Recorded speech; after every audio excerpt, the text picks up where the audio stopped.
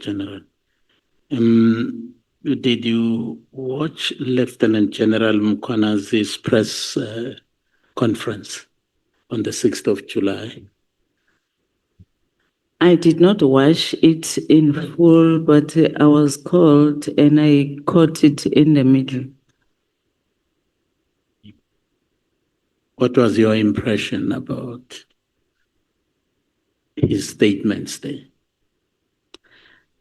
My impression on that media statement was that though it was scary when you look at the approach from the mere looking at it, that, oh, this is a very serious stuff. But I saw a lieutenant general who is frustrated. I saw a lieutenant general who is bottled up, who has got a lot of issues that I believe, knowing General Mkhwanazi, has tried to voice them and felt that he is not being heard. And being heard does not only mean the listening ear, because you can hear a person but do nothing. But being heard in such a way that there is something that happens to what is being heard. Now, when I looked at that, I also coupled it with what was played as the portfolio committee that happened in March, where he related some of the issues that he spoke about there.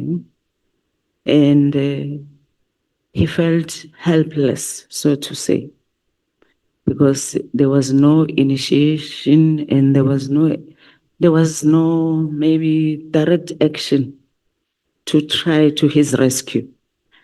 Now, having looked at that, I thought of my protected disclosure that I put on the 6th of July. And I said, probably General Mkhwanazi might have thought of it because he knows it. My protected disclosure was all over the media. Even now, when you Google it, you'll find it. So I put myself in his shoes and said, probably Mkhwanazi, in his suffocation, in his trying to reach out or to get a hearing ear, decided that General Vuma tried to follow the normal processes. But where is she today, sitting at home? So, to a certain extent, I felt that maybe he had reasons to do what he has done. Well, thank you, General Vuma. So in your view and experience in SEPS, would you say that there is indeed substance in the issues that he raised that actually would worth the kind of process and exercise that you are involved in? Of course, there is. And of course, each and every human being is unique. But there is, because look at, and I will always refer it with my experience of the disclosure, only one that I submitted 3.5 years ago, which never received any attention. But today, here am I getting an opportunity to vent out my own frustrations. If he did not do what he did, I wasn't going to get this opportunity, even though I have since retired. And part of what is happening currently, I think it is necessary, because I look at the South African police as a very important institution in our government, an institution of law and order, an institution that is supposed to ensure that the legislative framework that you enact here in Parliament is implemented properly and accordingly so, and is respected But if it is the subs that goes beyond or against it, it becomes a problem. And it is the first entry towards crime fighting, Machin. So if the main entry has got these challenges and these problems, the whole other value chain will definitely have problems. Thank you, General. In fact, I'm asking this against the backdrop of what one actually heard here from one witness who appeared before us yesterday, trivializing the exercise that Mkhwanazi actually involved in. So I'm satisfied with your response because you see value in what actually Mkhwanazi was trying to do. You actually keep on talking about protected disclosure. Look, I'm a lay person out there. I have never been exposed in the internal operations of SAPS. And I guess our listeners and watchers out there at home would like to know what is this? What is protected disclosure?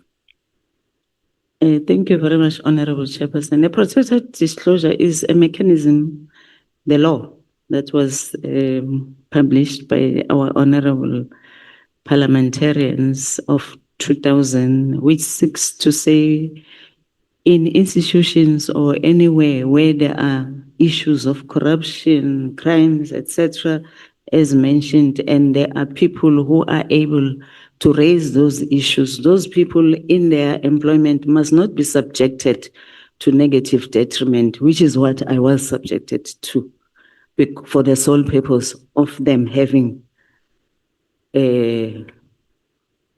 exposed such. Well, thank you, General. I'm educated on that one. In fact, I'm asking it. My next question would be, why then did you actually report the irregularities that you actually mentioned in paragraph 12 to the minister, not to your immediate supervisor, who is the National Commissioner? My information note, when you read it, Honorable Chair, the National Commissioner, we were briefing him constantly, including the fact that I proposed that I think we need to also to write a report to the minister so that when we escalate this matter to an investigative body, the minister should be aware and he should concur, he should work with us. So hence there was a space for the National Commissioner who supported my recommendation. So in other words, you actually sent the original copy to the National Commissioner and CC the minister, or it was the other way around? The whole file. Information note has got a space for the National Commissioner where he also endorsed concurrent to what I am highlighting. It would seem that your troubles actually emanated from that information note, which you actually gave to the minister as per your paragraph 14, because the minister just decided to discuss your recommendations and your report in an open meeting with your colleagues, when he knew that, in fact, in your recommendations, you are actually touching on their names. But why did you not forewarn him that, look, I am actually giving you this information with the hope that you will actually keep it within yourself because there are names of the people here? What did you expect him to do with the information rather than to table it in a meeting of that nature? Honorable Member, I think I concur with what you are saying, that the challenges actually might have started on that very same day. However, had I knew that the minister was going to approach that meeting in that manner, maybe I should have forewarned him. Unfortunately, I was not aware that he will paint it as it appeared from the information note, because in all honesty, all these threats emanated from that meeting. You recommended your paragraph 16, where you actually had a meeting at Peggy Minister Cele's residence. You made three major recommendations. Your three recommendations. One was a recommendation to refer Lieutenant General Jacobs for disciplinary measures. And secondly, one was your recommendation of Lieutenant General Mkhwanazi to be promoted as the DNC. And the third one was actually the increase in the salary of the minister's chief of staff. The minister was not happy that you actually you are recommending disciplinary action against Lieutenant General Jacobs. Nor was he happy that you are refusing to increase the salary of his chief of staff. Now, what was the issue around the disciplinary action against Lieutenant General Jacobs? And secondly, was General Mkhwanazi promoted per your recommendation? If not, why not? Thank you very much. Was it within the scope of your work to recommend promotion of certain people, as you were Deputy National Commissioner? Who appoints general? Is it not the National Commissioner? It is the National Commissioner. So why did you, what gave you the right to make such recommendations? I did not make those recommendations for Lieutenant General Mkhwanazi to be appointed as the Deputy National Commissioner for Crime at head office, because he was first appointed in my previous post for Management Advisory Services. However, the minister believed that I am the one who told General Sithole about General Mkhwanazi, who went to fetch him in Eastern Cape to appoint him here at head office as the Deputy National Commissioner. Because if you even look at that transcript that I have attached, you will hear him saying, yeah, your DNC, you are the one who brought Mkhwanazi here. But this is not true that I brought General Mkhwanazi to head office. That's number one. Number two, there was nothing wrong with those recommendations for Lieutenant General Jacobs to be subjected to disciplinary processes, because a disciplinary process is a process that seeks to establish whether the allegations that are leveled against any individuals are true or not, and you are given an opportunity to provide your evidence and there is even a possibility that you may come out of it without being penalized or without a negative sanction against you. And in regard to the top notch of the chief of staff of the minister, it wasn't me. A submission was given. The decision was supposed to be the national commissioner who dealt with it, but because the chief of staff is appointed not in terms of the Police Act, National Commissioner only finalizes matters of people that are employed in terms of the Police Act. But this particular employee was employed in terms of the Public Service Act. So her requirement had to be submitted to the Department of DPSA, who needed to take a decision. Unfortunately, a letter came back which disapproved the request. Okay, no, thank you. In paragraph 17, you are actually saying that General Masimula actually pressured pressured you to drop certain investigations that were in progress.